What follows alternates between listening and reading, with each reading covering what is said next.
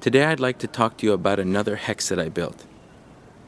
This one uses the 150mm frame from Picnic Quads.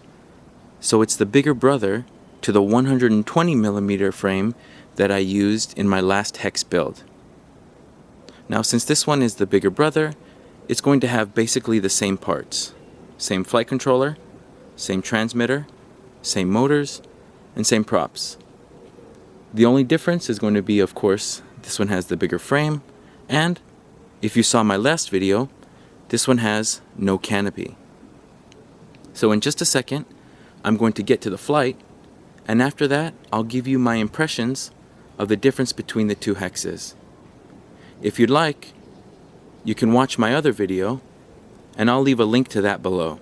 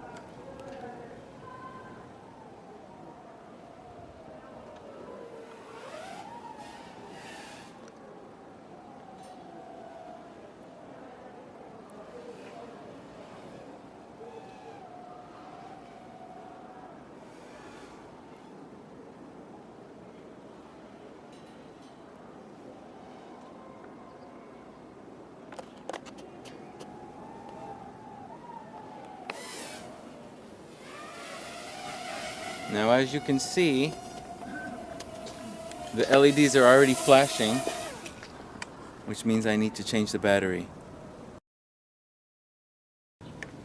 So I just changed the battery and I'm ready for round 2.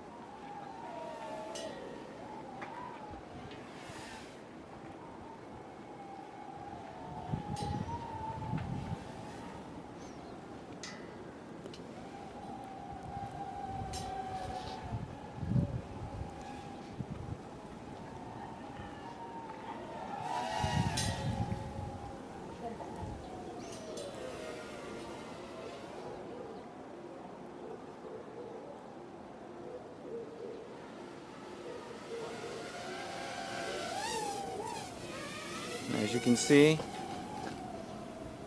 it's already flashing again.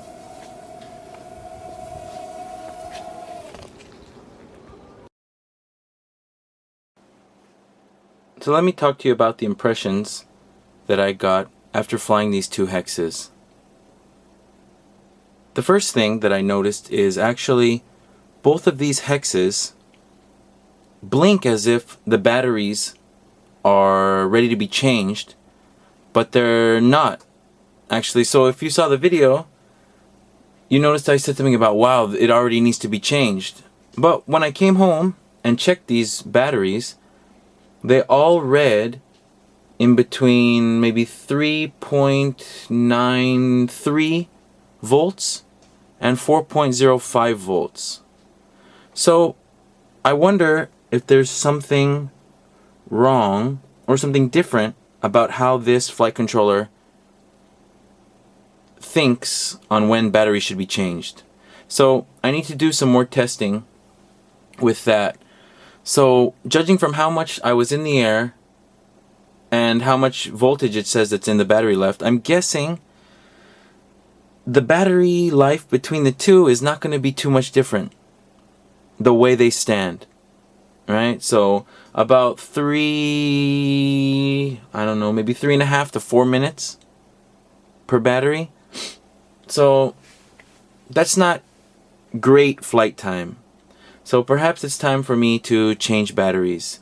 Maybe I need to try something like the Turnigy 750 milliamp hour batteries that you can find on Hobby King. Currently, I'm using these 500 milliamp hour batteries that I found on Banggood.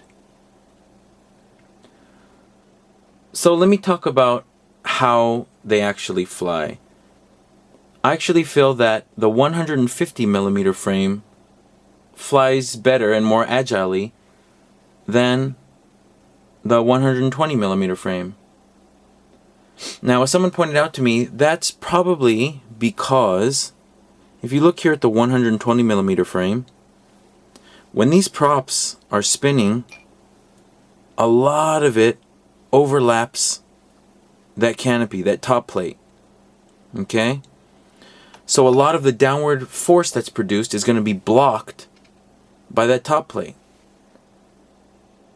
Whereas on the 150 millimeter frame, the only thing that's blocking any of the motors, apart from that tiny bit on the back two, is only going to be the very, very thin arm